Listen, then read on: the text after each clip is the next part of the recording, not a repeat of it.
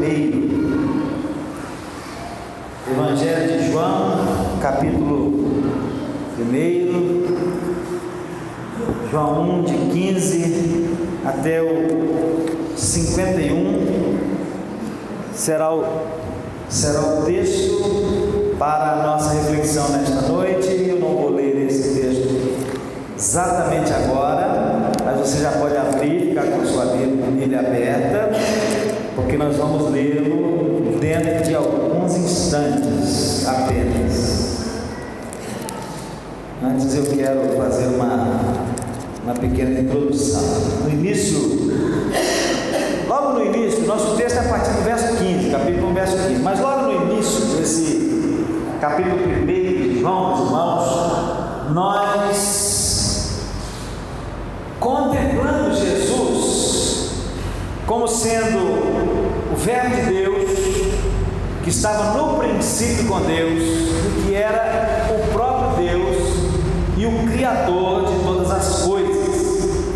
E também nós o contemplamos, está escrito aí, como a luz que resplandece nas trevas. Obviamente se refere a trevas espirituais. E aqui nesse trecho que nós vamos ler daqui um pouquinho, a partir do verso 15, Jesus é o Cordeiro de Deus. Nós vamos contemplá-lo como sendo o Cordeiro de Deus. E esse é o tema da nossa mensagem, da nossa reflexão desta noite, o Cordeiro de Deus. E eu acredito que, se não todos, que aqui são, muitos de nós conhecemos a história de Abraão. Se você não conhece ainda a história de Abraão, você pode ler lá no livro de Gênesis, a partir do capítulo 12. E quando você estiver lendo a história, você vai perceber que numa parte da história de Abraão, Deus, para prová-lo, pede que ele lhe ofereça o seu filho, Isaque, em sacrifício. Agora acontece que Isaque era o filho da promessa.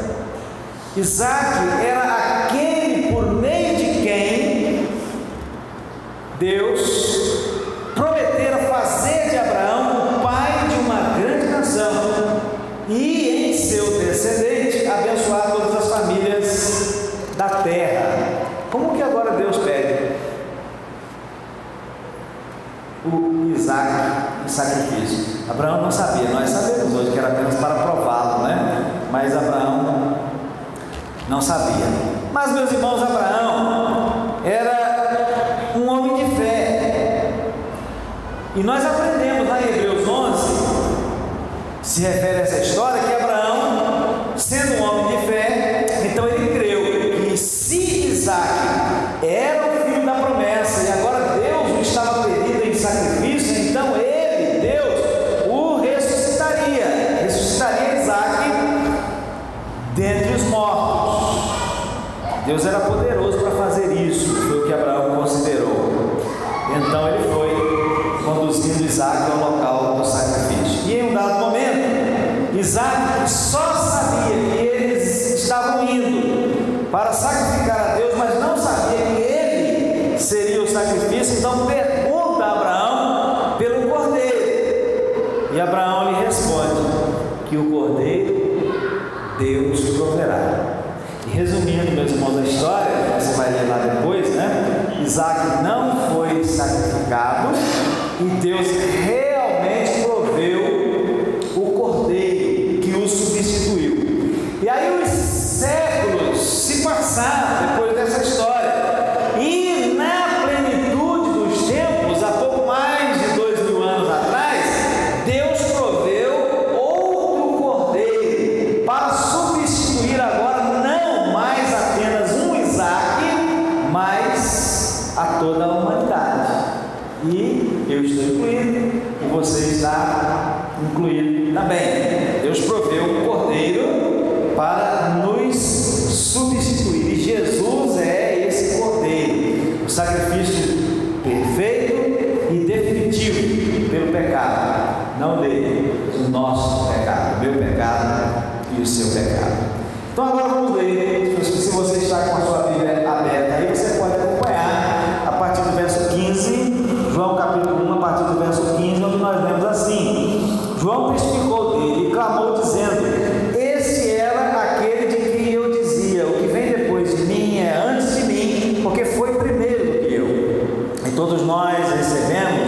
também da sua plenitude e graça por graça. Porque a lei foi dada por Moisés, a graça e a verdade vieram por Jesus Cristo. Deus nunca foi visto por alguém. O Filho unigênito que está no seio do Pai, este o fez conhecer. E este é o testemunho de João, quando os judeus mandaram de Jerusalém sacerdotes e levitas para me perguntarem: quem és tu? E confessou, e não negou, confessou: eu não sou o Cristo.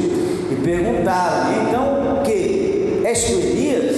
E ele disse: não sou. És tu o profeta? E respondeu: não.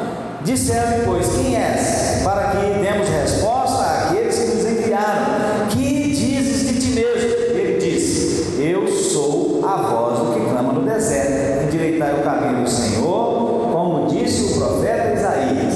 E os que tinham sido enviados eram os fariseus, e perguntaram-lhe e disseram-lhe: por que batizas, pois, se tu não és o Cristo, nem Elias, nem o profeta? João respondeu-lhes dizendo: eu batizo com água, mas no meio de vós está um a quem vós não conheceis. Esse é aquele que vem após mim, que foi antes de mim, do qual eu não sou digno de desatar a correia da alparca ou da sandália. Estas coisas aconteceram em Betânia, da outra banda do Jordão, onde João estava batizando. No dia seguinte, João viu a Jesus, que vinha para ele, e disse: eis o Cordeiro de Deus, que tira o pecado do mundo. Este é aquele do qual eu disse: após mim vem um varão que foi antes de mim, porque já era primeiro do que eu, e eu não o conhecia.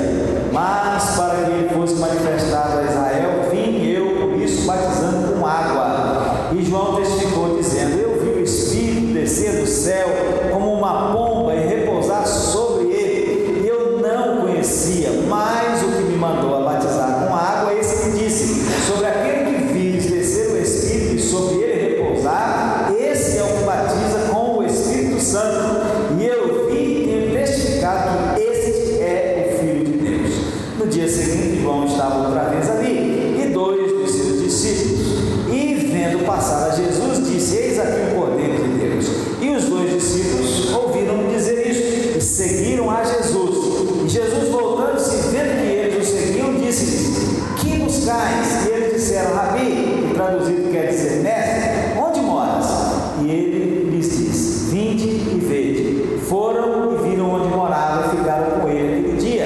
E era já quase a hora 10ª. Era André, irmão de Simão Pedro, um dos dois que ouviram aquilo de João e o haviam seguido. Este achou primeiro seu irmão Simão e disse: achamos o Messias, que traduzido é o Cristo, e levou-o a Jesus. E olhando Jesus para ele, disse: tu és Simão, filho de Jonas, tu serás chamado Cefas, que quer dizer Pedro. No dia seguinte, quis Jesus ir a Galiléia, e achou a Filipe, e disse: segue. E Filipe era de Betsaida, cidade de André e de Pedro. Filipe achou Natanael e disse: havemos achado aquele de quem Moisés escreveu na lei e os profetas, Jesus de Nazaré, filho de José. Disse-lhe Natanael: pode vir alguma coisa boa de Nazaré? Disse-lhe Filipe: vem e vê. Jesus viu Natanael vir com ele e disse-lhe: eis aqui um verdadeiro israelita em quem não há dolo. Disse-lhe Natanael: de onde me conheces tu? Respondeu Jesus e disse: antes que Filipe te chamasse, te vi estando tu debaixo da figueira. Natanael respondeu e disse: Rabi, tu és o Filho de Deus, tu és o Rei de Israel.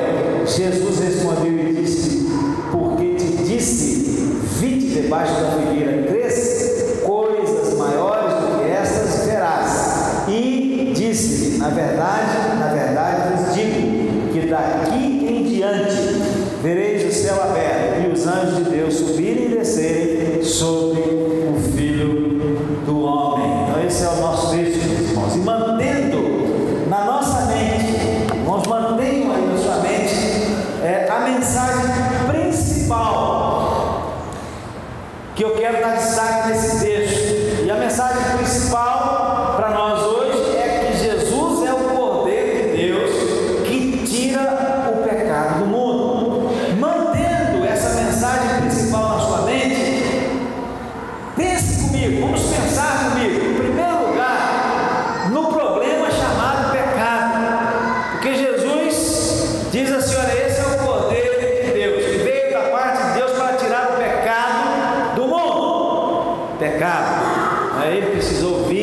para tirar o pecado do mundo. Então vamos pensar primeiramente nesse grande problema chamado pecado. E o pecado, meus irmãos, é realmente um grande problema. Domingo passado nós vimos aqui no culto noturno sobre ele, dentre outras coisas, que ele, o pecado, é uma terrível realidade que está presente em todos nós. Ninguém está livre. Diz a palavra de Deus que todos pecaram e destituídos estão da glória de Deus.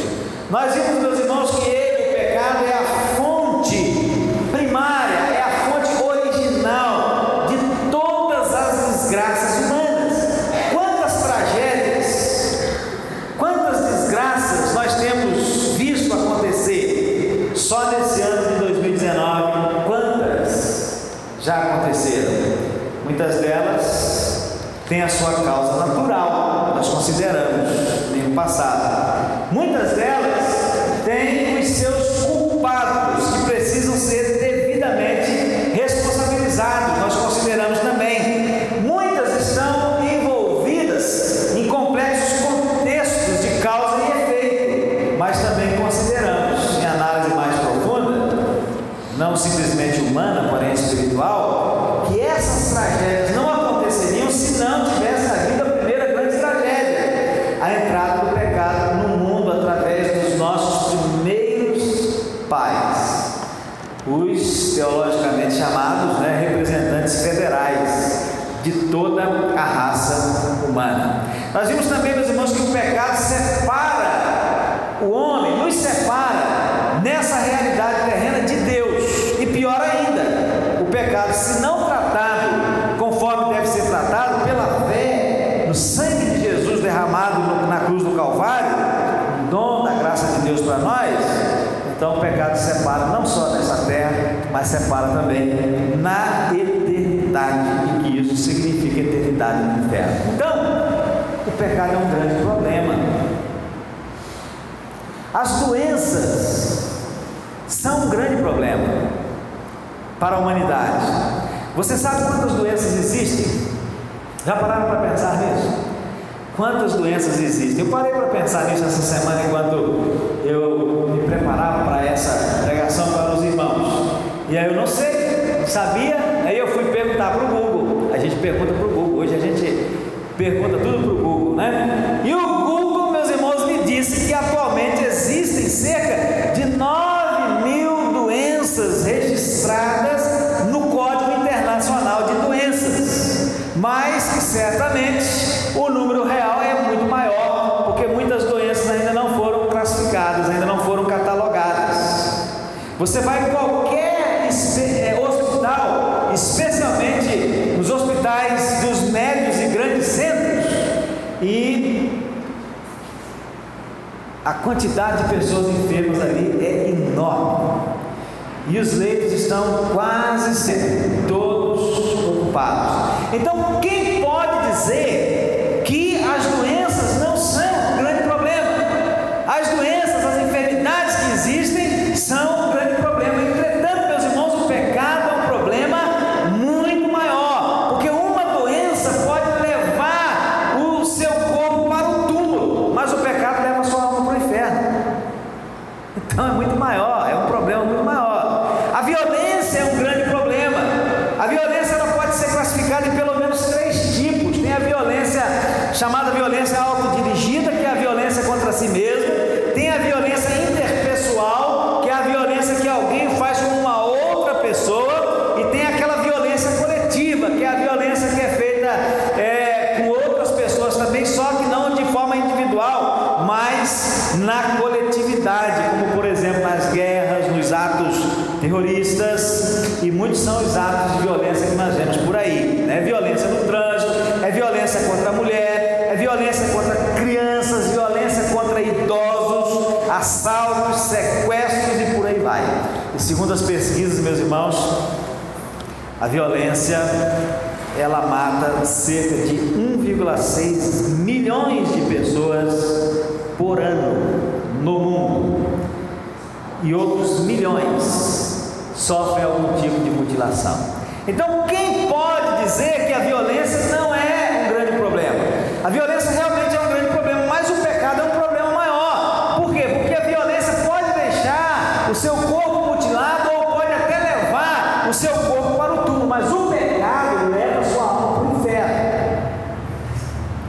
pecado pior do que a violência.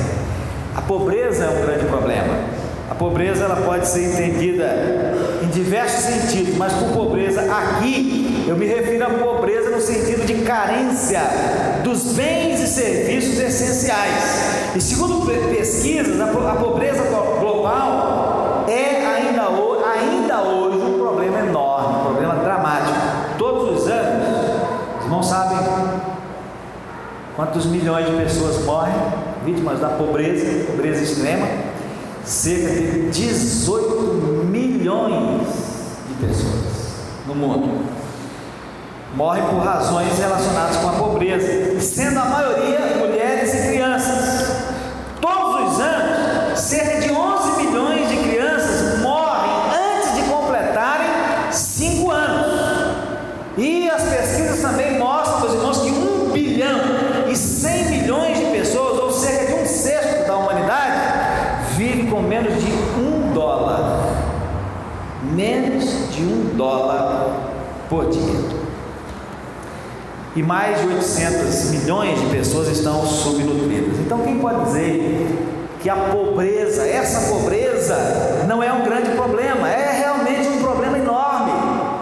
Mas o pecado, meus irmãos, é um problema maior. Por quê? Porque a pobreza pode lhe impor uma infinidade de dificuldades e até mesmo levar o seu corpo para o túmulo. Mas o pecado leva a sua alma para o inferno. Então o pecado é pior. As tragédias são um grande problema. Tragédias causadas por terremotos, temos visto, maremotos, tsunamis, ciclones, furacões, tornados, erupções vulcânicas, rompimentos de barragens, até hoje está aterrorizando aí muita gente, chuvas torrenciais, fogo, comportamentos violentos. Quantas pessoas já morreram só nesses 3 primeiros meses do ano de 2019, vítimas de tragédias? A gente não sabe quantas, são muitas.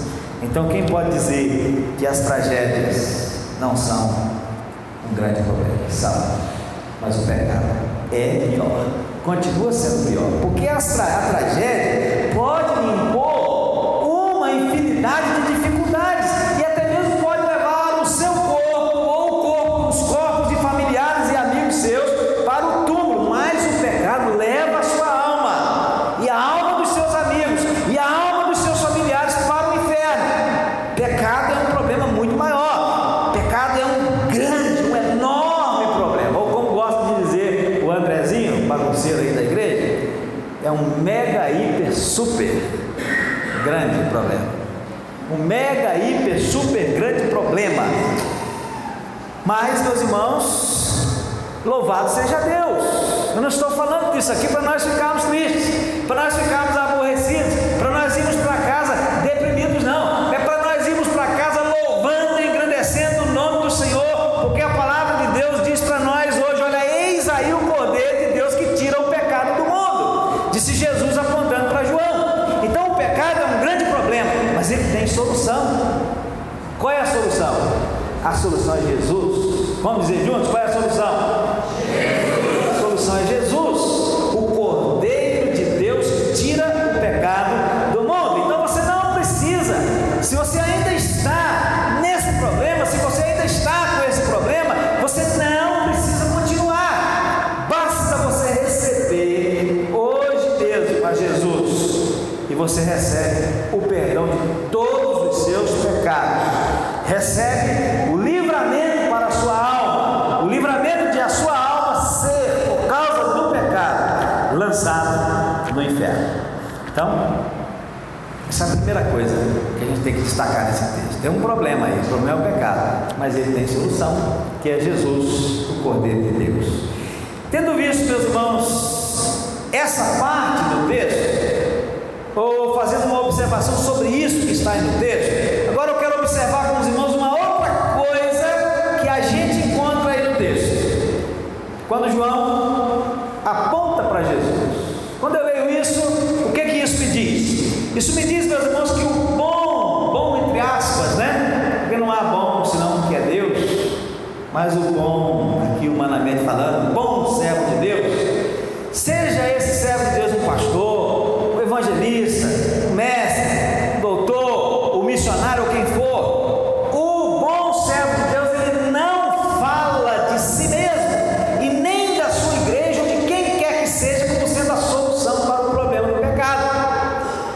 ele não é a solução do problema do pecado. Outra pessoa não é a solução do problema do pecado. A igreja não é a solução para o problema do pecado. Então ele fala de Jesus. Ele não fala de si mesmo. Ele não fala de outra pessoa. Ele não fala da sua igreja. Como João, né, o Batista. Não é que ele era batista, da denominação batista, não. Ele nem batista era o sobrenome dele. Batista significa o batizador, aquele que batizava, né? João, meus irmãos, aí no texto aponta para Jesus. No texto nós lemos que os judeus de Jerusalém enviaram a João, sacerdotes e levitas, para lhe perguntarem quem ele era. Pensavam eles que ele poderia ser até o Cristo. Mas João respondeu dizendo que ele não era o Cristo. Ele era o precursor de Cristo, a voz do que clama no deserto, profetizado por Isaías. E depois ele disse do Cristo, de Jesus, que apesar de ele, Jesus, ter nascido neste mundo depois dele, João, ele, Jesus, é antes dele, João, e que ele, João, não era digno de sequer desamarrar as correias das sandálias de Jesus. E logo depois, no dia seguinte, quando João vê a Jesus se aproximando, então ele aponta para ele: olha, ele é o Cordeiro de Deus, eis aí o Cordeiro de Deus que tira o pecado do mundo. Olha, é ele, não sou eu, é ele. Pedro, meus irmãos, também apontou para Jesus. Quando Jesus, lá em Mateus 16, perguntou aos seus discípulos sobre quem as pessoas estavam dizendo que ele era, eles responderam: olha, as pessoas que nós temos ouvido por aí, as pessoas estão dizendo, que alguns estão dizendo que você é João Batista. Estão até com um pouco de medo, porque há pouco tempo João Batista foi decapitado, né? E agora estão achando que ressuscitou. Estão dizendo aí que é João Batista que ressuscitou. Mas tem outros que estão dizendo que você é Elias, tu és Elias. Outros estão dizendo que é Jeremias, ou então algum dos profetas. Então Jesus lhes pergunta: mas e vós? Quem dizeis que eu sou? E nesse momento, meus irmãos, Pedro toma a palavra e responde: olha, tu és o Cristo, o Filho do Deus vivo. E com essa resposta, meus irmãos, Pedro estava, dentre outras coisas, apontando para Jesus como sendo aquele que veio para o problema do pecado. Não era ele, Pedro, e nenhum dos demais discípulos. Jesus, para resolver o problema do pecado, é Jesus. Para resolver problema de tragédia, tem muita gente que pode resolver. Para resolver problema de doença, tem muitos médicos que podem resolver, mas para resolver problema de pecado é somente Jesus.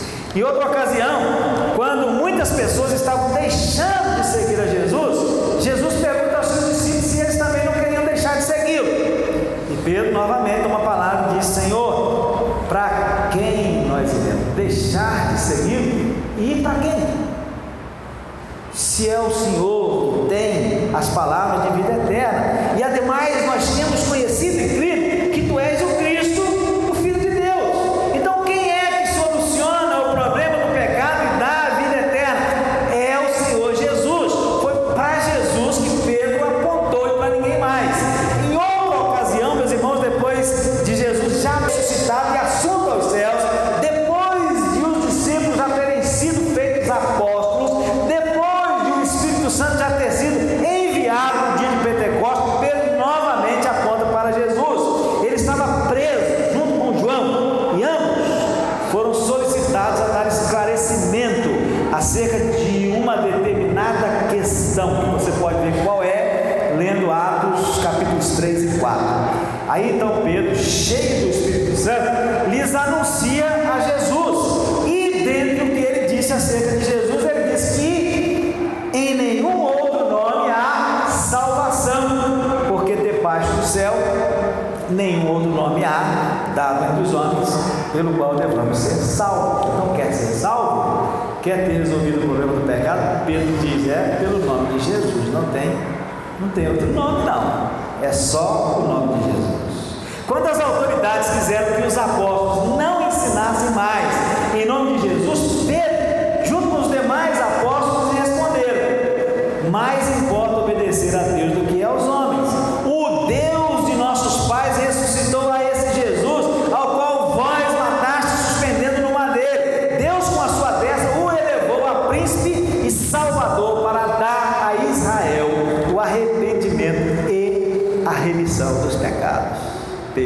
está apontando para Jesus.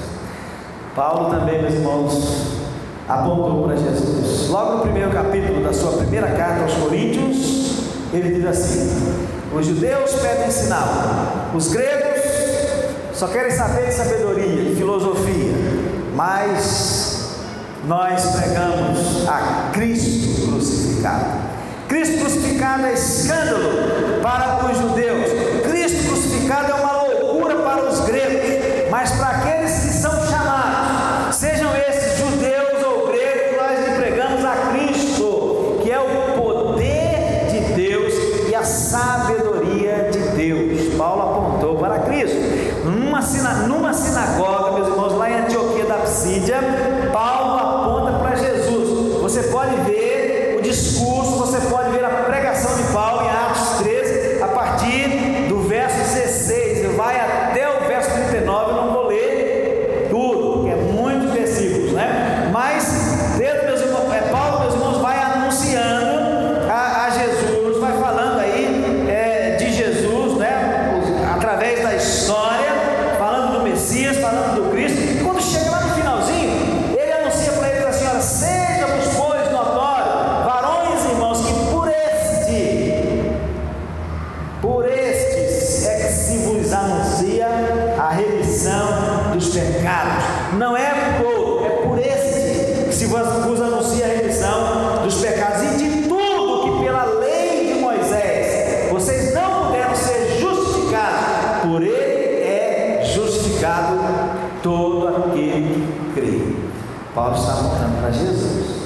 Ele não aponta para ele, ele aponta para Jesus. Escrevendo aos Romanos, meus irmãos, Paulo diz que todos pecaram e destituídos estão da glória de Deus. Mas logo depois de dizer isso, ele aponta para Jesus como sendo a solução para esta situação, porque é nele que nós somos justificados e redimidos dos nossos pecados.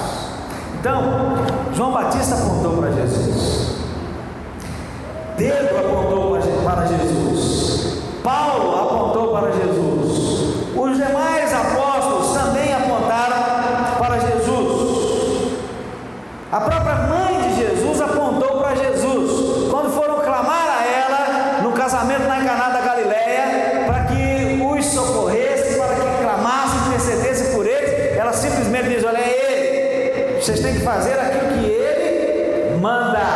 Ela apontou para Jesus também.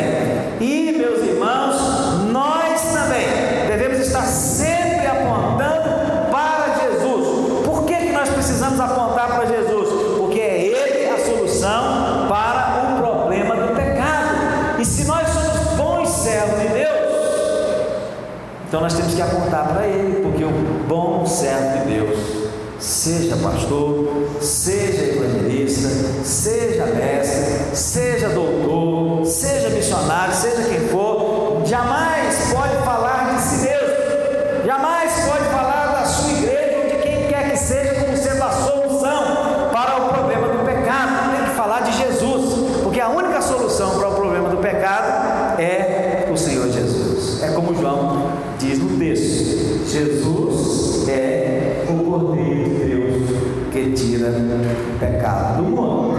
E se Jesus é o Cordeiro de Deus que tira o pecado do mundo, então nós devemos seguir. Nós aprendemos isso daí também no texto, né? Jesus é aquele que deve ser seguido acima de tudo e de todos, porque depois que João aponta para Jesus e diz ser ele o Cordeiro de Deus que tira o pecado do mundo, dois dos seus discípulos que o ouviram dizer isso passaram a seguir a Jesus. E João não os desencorajou. João não foi atrás deles dizer assim: que é isso?